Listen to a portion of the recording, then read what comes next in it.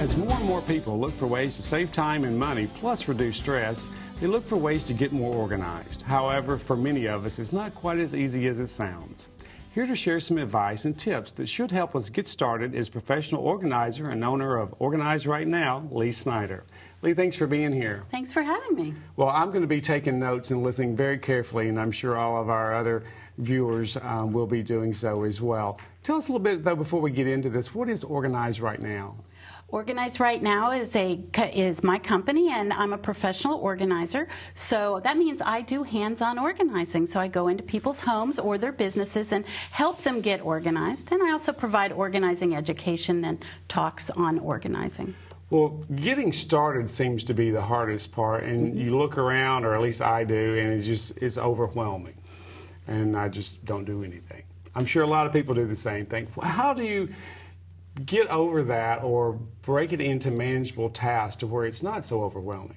Exactly. People get into the pick it up, put it down, leave the room, pick something else up, put it down, and you don't get anywhere. So the first thing you have to do is give yourself a little pep talk, because you have to realize you didn't get disorganized overnight, so you won't get organized overnight. It came in a little at a time, so tell yourself it's okay if it goes out a little at a time. Then it won't seem so overwhelming. And you want to know where to start?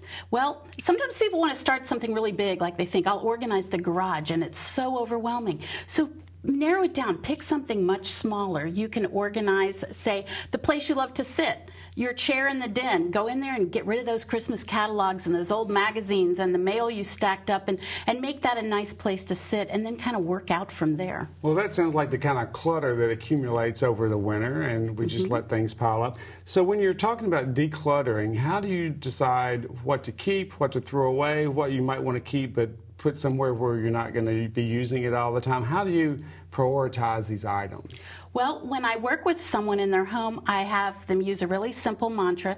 They're going to tell me if they love it, use it, or need it. Because if you don't love something, use it, or need it, why would you have it in your house? So we'll identify that with each item. And as far as where to keep something, tell people, follow the Mr. Rogers School of Organizing from the children's TV show. He used to ask the children with an array of objects, he'd say, which of these things belong together?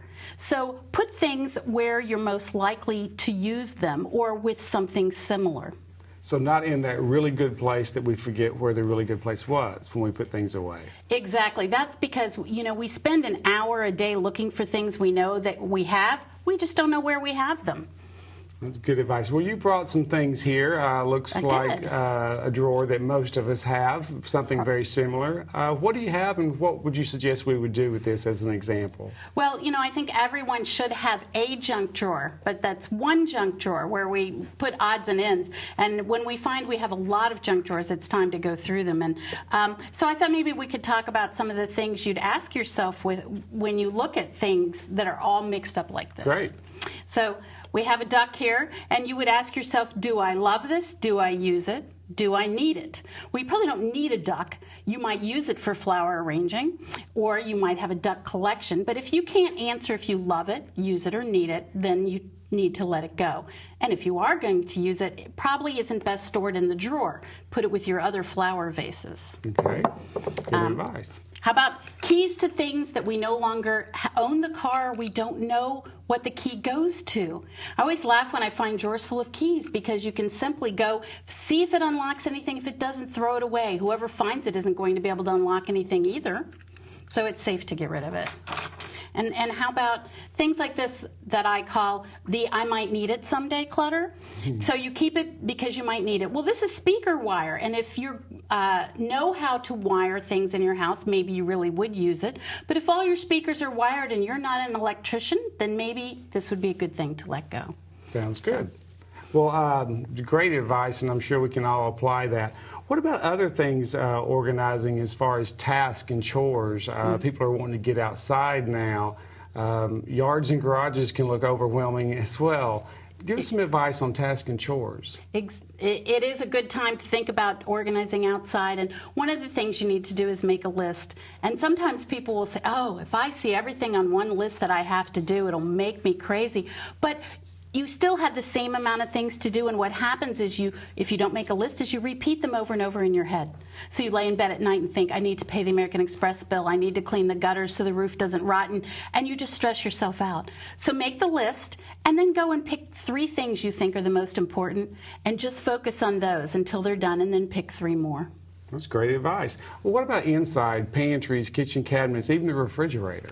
Spring is a good time to think about some of those things. And those are what I call micro projects, because you can go and just do one little organizing project. If you start with your refrigerator and you check the expiration date on all those condiments in the door, you probably find that half of them will go in the trash. Well, I find that really the only good thing about hurricane warnings is I do clean out the refrigerator or something like that. So It's something that we don't make time to do. What about home offices? That's one of my big issues. Well, this time of year, we really want to be outside, so getting control of your desktop is a really good thing to do, so you don't have to be trapped inside. There's only 3 things you can do with papers. You can either throw them away, act on them, or keep them. So get a control of your desktop by making a good decision about the papers. Throw them, if they need to be thrown away, throw them away. Then divide them into the things you need to do, act on, and the things that you need to keep, that you're going to file. And then try to do a few from each of those stacks each day instead of trying to spend hours and hours, and you'll whittle it away. Well, again, great advice. So what benefits do people have from being organized, besides just some of the things that we mentioned earlier? Well, I can kind of address that by talking about the 3 biggest excuses people make for being disorganized, because they'll say, I don't have time to deal with this stuff. Well, of course you don't, because you spend all your time moving things from place to place, so you'll have more time if you do get organized. They'll say, I don't have a home for this stuff. Well, of course your house seems crowded and you don't have home for this stuff, because every place you want to put something is filled with stuff you don't really use or need. So if you get rid of it, you'll reclaim the space in your house. And I just don't know where to start. Well, start, like I said, someplace small. Start your favorite place to sit and work your way out. Great. Well, for people who have read your article in this issue of Coming of Age magazine, we appreciate you contributing to the publication. Say we read this, we listen to you today, and we really kind of get on this bandwagon. How do we stay on it? Well, you stay on it by making that list that you're of things that you want to work on, and prioritize, pick 1 or 2, work on those, and then move on. And know that your home is not like the 30-minute before or after TV show, that it came in a little at a time, it can go out a little at a time, and the point is that you continue to make some progress each week. So pace out your projects and give yourself a little goal to do each week, and it'll get done. It'll get done. It'll get done? Mm-hmm. Okay, if you say so. Well, besides reading your article and watching this, where can our viewers find out other information that you might have to share? Well, they can visit my website, which is organizerightnow.com. I have a free newsletter on there, as well as a link to my blog, which has very frequent tips on getting organized, and as well as finding out how to get a professional organizer and work with one in your own home. Sounds like all great information. So, Lee, we appreciate you being here, and thanks again for the great article in our magazine. We're getting some very positive feedback, and just thank you for sharing all that you've shared today. Thanks so much, and happy organizing. Will do. Thank you.